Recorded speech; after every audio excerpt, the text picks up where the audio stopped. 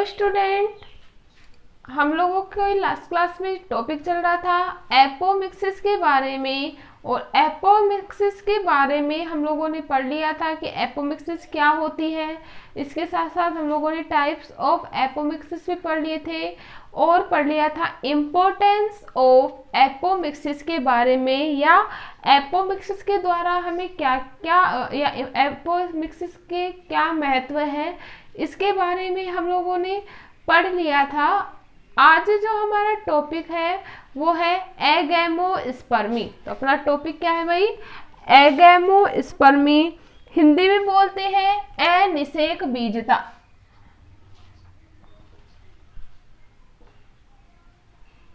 Agamospermy, या क्या बोल रहे हैं हिंदी में?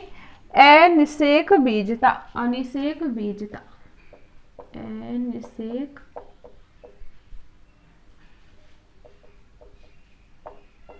बीजता।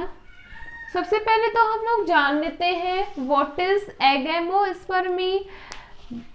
हम लोग पढ़ रहे हैं, हमारा जो मेन टॉपिक है वो क्या है? पादप जनन की विशिष्ट विधियां। ठीक है, तो पादप जनन की विशिष्ट विधियों में फर्स्ट हम लोगों ने एपोमिक्सिस पढ़ लिया और सेकंड जो अपना है वो क्या है? एगैमोस्पर्मी। यह भी पादप जनन की विशिष्ट विधि है। इसमें भी बिना फर्टिलाइजेशन के जाइगोट या एम्ब्रियो का क्या होता है? निर्माण होता है। मतलब इसमें भी निषेचन की क्रिया नहीं पाई जाती, बिना निषेचन के ही बीजों का क्या होता है? निर्माण। ठीक है, एगैमोस्पर्मी एक प्रकार का क्या है? Asexual reproduction. क्या है? एसेक्सुअल रिप्रोडक्शन की विधि है, अलैंगिक जनन की विधि है, जिसमें बीजों का क्या होता है? निर्माण होता है। ठीक है, इसमें इसे भी हम टू पार्ट्स में डिवाइड कर सकते हैं, एक तो एपोस्पोरी और दूसरा डिप्लोस्पोरी। एपोस्पोरी, एपोस्पोरी, और सेकंड होता है वो क्या है? डिप्लोस्पोरी। मुख्य रूप से दो। और अगर हम बात करें अगर अलग टाइप की, तो थर्ड अगर हम डिवाइड करें तो जो होगा वो होगा बीजाणुद्भिद मुकुलन। थर्ड या अन्य पार्ट की अगर हम बात करें तो वो क्या होगा? बीजाणुद्भिद मुकुलन। क्या होता है? फर्स्ट हम लोग बात करेंगे एपोस्पोरी के बारे में। एपो याद रखने का सिंपल सा ट्रिक है। एपो का मतलब क्या होता है? हैप्लॉइड। एपो का मीनिंग क्या होता है भाई? हैप्लॉइड होता है। इस प्रकार का जो एगैमोस्पर्मी होगा उसमें बीजांडकाय के द्वारा, किसके द्वारा? बीजांडकाय या अध्यावरण की द्विगुणित कोशिका के द्वारा ही किसका निर्माण हो जाता है? भ्रूण का निर्माण हो जाता है। ठीक है, बीजांडकाय कोशिका से किसका निर्माण हो रहा है? बीजांडकाय की द्विगुणित कोशिका से। किसका द्विगुणित कोशिका किसके रूप में विकसित हो रही है? भ्रूण के रूप में विकसित हो रही है, तो इसे क्या कहेंगे? एपोस्पोरी। क्लियर है? और अगर हम बात करें भ्रूण का जो निर्माण हो रहा है वो गुरु बीजाणु मात्र कोशिका से। भ्रूण का विकास किससे हो रहा है? गुरु बीजाणु मात्र कोशिका से। गुरु बीजाणु मात्र कोशिका से होता है, तो इसे क्या कहेंगे? डिप्लोस्पोरी। क्लियर है? अगर हम बात करें थर्ड बीजाणुद्भिद मुकुलन की, तो बीजाणुद्भिद मुकुलन किसे कहेंगे? इसमें भ्रूण का जो विकास होता है अपस्थानिक रूप से।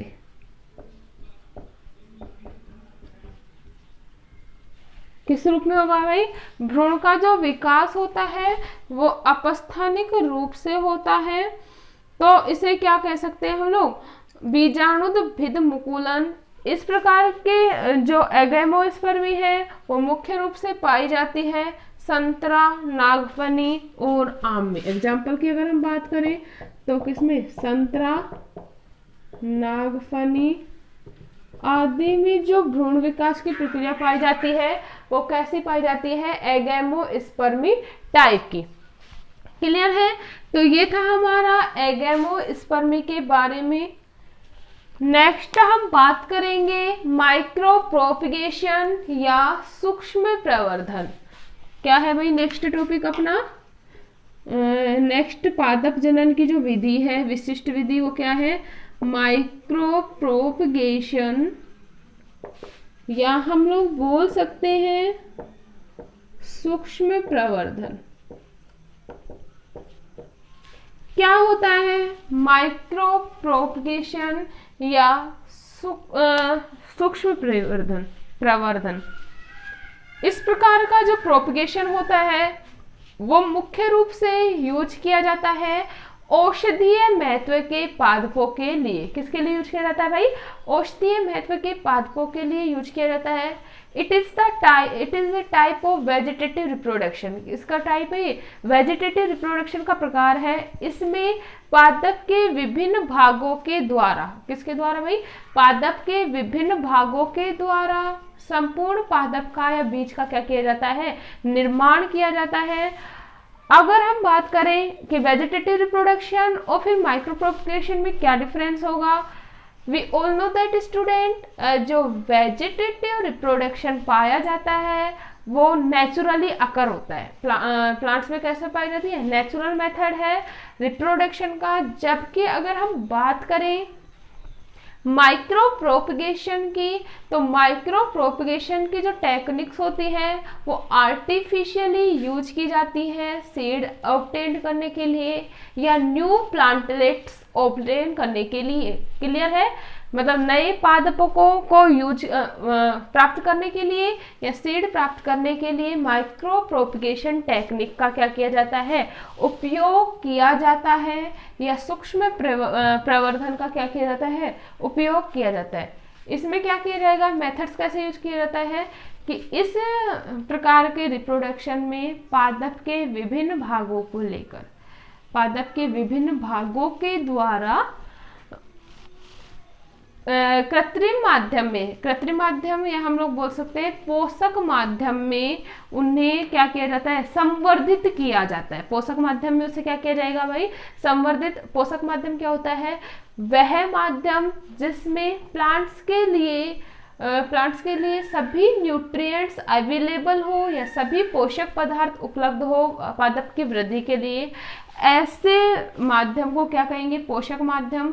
तो पादप का कोई भी भाग लेकर उसे आर्टिफिशियली किसके रूप में, कल्चर मीडियम में क्या किया जाता है, प्रिपेयर किया जाता है, उसे क्या कहेंगे, माइक्रो प्रोपगेशन। जिस पादप का हम पार्ट लेते हैं उसे कहते हैं कैलस।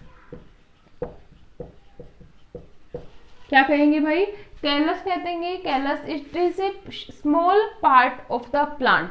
क्या है, ये छोटा भाग होता है प्लांट का जिसके द्वारा संपूर्ण पादप के निर्माण किए जा सकता है, या छोटे भाग के द्वारा आर्टिफिशियली कल्चर मीडियम में पूरे पूर्ण विकसित पादप का क्या किया जा सकता है, निर्माण किया जा सकता है।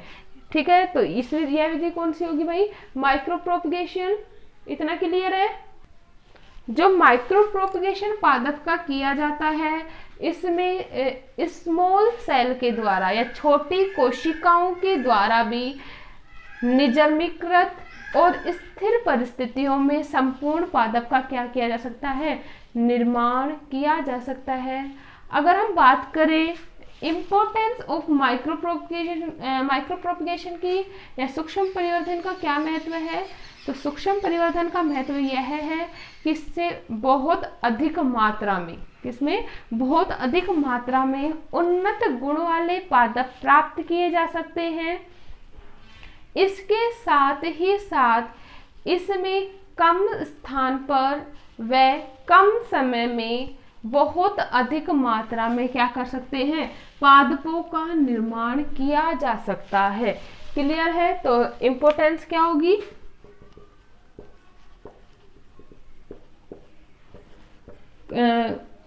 उन्नत पौधों का क्या किया जा सकता है, निर्माण। ठीक है, उन्नत किस्म के पौधों का कम समय व कम स्थान पर अधिक पौधों का क्या किया जा सकता है, निर्माण।